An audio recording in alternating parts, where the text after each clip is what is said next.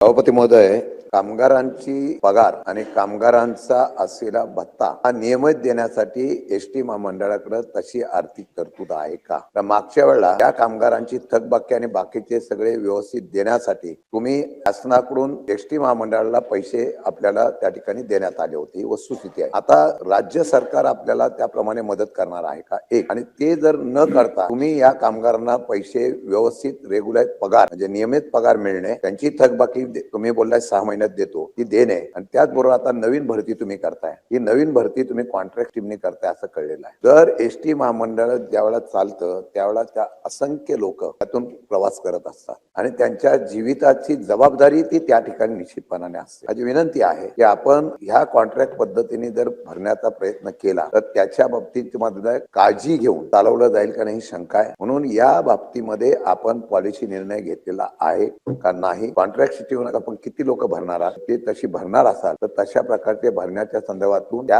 कमी वेतनामध्ये तो का ड्रायव्हर किंवा कंडक्टर त्याप्रमाणे काम करणार आहे का याची शासन गॅरंटी. एसटी कामगारांच्या पाठीमागे आमचं सरकार ठामपणे उभे आहे. किंबहुना भविष्यामध्ये सुद्धा एसटी कामगारांना पुढल्या मार्च पर्यंतचा पगार 7 तारखेच्या आत मिळावा म्हणून ह्या पुरवणी मागण्यांमध्ये सुद्धा आम्ही 2000 कोटीपेक्षा जास्तची तरतूद केलेली आहे, ती आता आपल्या समोर येईल. परंतु आजपर्यंत जर वर्षभराचा कालावधी तुम्ही बघितला तर कुठल्याही कामगार संघटनेने त्या विषयावर आंदोलन केलेलं नाही. काय प्रत्येक कामगारांना हा 7 तारखेच्या आत पगार दिला जातो आणि पूर्णतः ही रक्कम राज्य शासनाच्या वित्त विभागाच्या माध्यमातून आमच्याकडे 5 ते 6 तारखेपर्यंत जमा होते. कधीतरी शनिवार रविवार असेल तर एखाद दुसरा दिवस हा पुढे जातो, हे मी नाही म्हणत नाही, परंतु 10 तारखेच्या आत मात्र सगळ्या कामगारांना पगार त्यांच्या खात्यात कसा वळता होईल याची जबाबदारी परिवहन मंत्री आल्या तर मी दर महिन्याला घेत असतो. हा प्रश्न क्रमांक 1. तुम्ही प्रश्न क्रमांक 2 हा विचारला होता. जी आता भरती आम्ही करतोय ती भरती आपण परमनंट का करत नाही, आपण खासगी ठेकेदाराच्या माध्यमातून का करता? आम्हाला ज्या कामगारांची आवश्यकता म्हणजे कंडक्टर आणि ड्रायव्हरची आवश्यकता ही शासनाला कळवलेलं आहे. शासनानं अजूनपर्यंत त्याला मंजुरी दिली नाही, परंतु ह्याच सभागृहातील आणि खालच्या सभागृहातील सदस्यांच्या मागण्या असतात. आम्हाला बसेस पाहिजे, जुन्या झालेल्या बसेस आहे मध्ये बंद पडतात, त्यामुळे तब्बल राज्य शासनाच्या सहकार्यानं आम्ही ह्या वर्षी 8000 बसेस घेतोय. 3000 बसेसच्या निविदा प्रक्रिया पूर्ण झालेली आहे. टाटा आणि अशोक लेलँड यांना ठेका सुद्धा त्या ठिकाणी देण्याला आहे, त्यांना वर्क ऑर्डर देण्यात आली. 5000 बसेसच्या निविदा प्रक्रिया आम्ही राबवलेली आहे, ती सुद्धा ह्या महिन्यामध्ये आमची पूर्ण होईल. म्हणजे ह्या 2026 मध्ये तब्बल